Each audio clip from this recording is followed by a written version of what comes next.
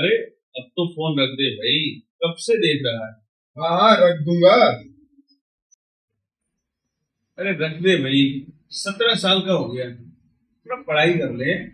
अच्छा चल पढ़ाई नहीं करना, जो तेरा शौक है डायरेक्शन या राइटिंग स्टोरी, स्टोरी लिख ले बेटा। कुछ तो कर, कुछ क्रिएटिविटी। दिन भर ये फोन फोन में क्या रखा है, इस फोन में। वो बाद में, अभी इम्पोर्टेंट काम कर रहा हूँ। इम्पोर्टेंट काम? क्या इम्पोर्टेंट काम? ये दिन भर फोन चलाना ये इम्पोर्टेंट काम? अब हमेशा मुझे गलत ही समझते हो। क्या हुआ? डायरेक्शन ही नहीं है इसकी जिंदगी में, पता नहीं क्या करेगा। अगर राइटर डायरेक्टर बनना है तो मैं सपोर्ट करने को तैयार हूँ। अब पहले फोन से तो बाहर निकले। उसे ज्यादा प्रेशर मत दो, थोड़ा वक्त दो उसे, सुधर जाएगा, संभल जाएगा। लगता ही नहीं कि बाप बेटे हैं, बस खाली एक घर में रहते हैं, दैट्स ऑल।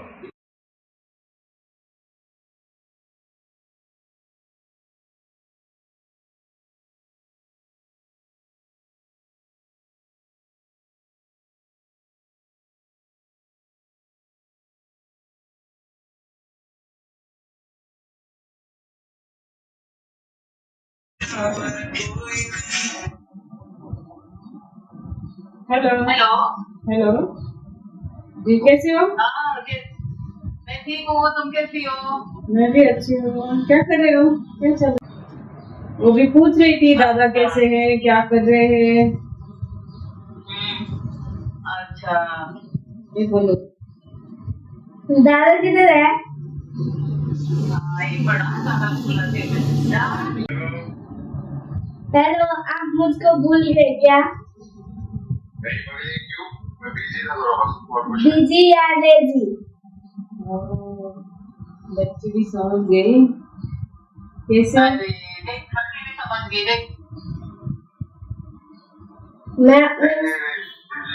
बिजी था बस।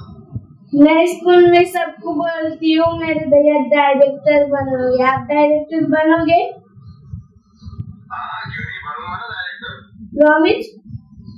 हाँ प्रॉमिस बाबा। प्रॉमिस? हाँ प्रॉमिस।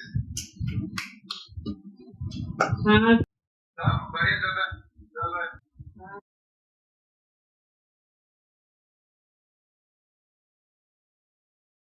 अरे रिलैक्स यार, फोन गाने रील्स लाइफ चिल है यार। हो गया तू, अब फ्यूचर के बारे में सोच। पेरेंट्स को लगता है सब इजी नहीं होता, सब इजी होता है यार। उन्हें सिर्फ डर लगता है कि तू किधर पीछे ना रह जाए। इग्नोर कर और गाना लगा और चिल कर मेरे भाई। गाना सुन, किसने बोला नहीं कि गाना मत सुन। गाना सुन और कुछ बना, कुछ कर। यही कि सिर्फ गाना सुन और पहले उससे पहले पापा को सॉरी बोल। उप्स, कुछ समझ में नहीं आया। भगवान प्लीज मेरी मदद करो।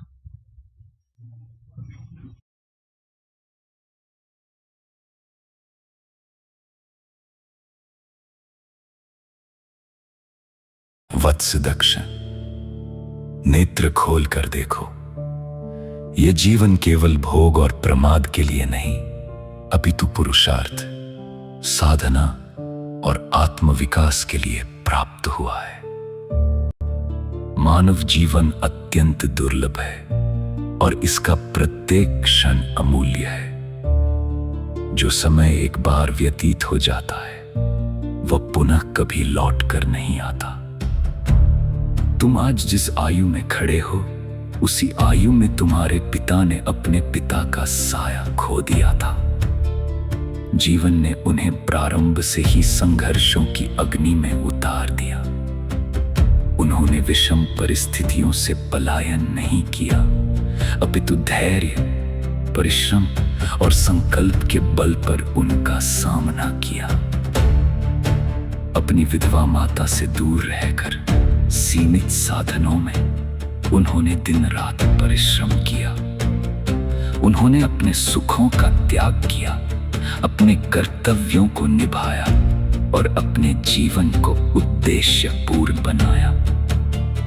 उसी तप, त्याग और पुरुषार्थ का परिणाम है कि आज वे सम्मान, प्रतिष्ठा और सफलता के अधिकारी बने हैं। वत्स, जो पिता स्वयं संघर्षों के मार्ग पर चलकर आगे बढ़ा। उसके शब्द केवल उपदेश नहीं होते, वे अनुभव का सार होते हैं। जब वह तुम्हें सावधान करता है तब उसकी हृदय में भय नहीं, अपितु तुम्हारे उज्जवल भविष्य की मंगल कामना होती है। आलस्य मनुष्य की शक्तियों को क्षीण कर देता है, प्रमाद उसके स्वप्नों का हरण कर लेता है। जागो, अपने सामर्थ्य को पहचानो, अपने माता पिता के प्रेम, त्याग और विश्वास का सम्मान करो। उत्तिष्ठ, जागृत हो, अपने जीवन को ज्ञान, परिश्रम और सत्कर्मों से आलोकित करो। यही तुम्हारा धर्म है, यही तुम्हारा कर्तव्य है और यही तुम्हारे जीवन की सच्ची दिशा है।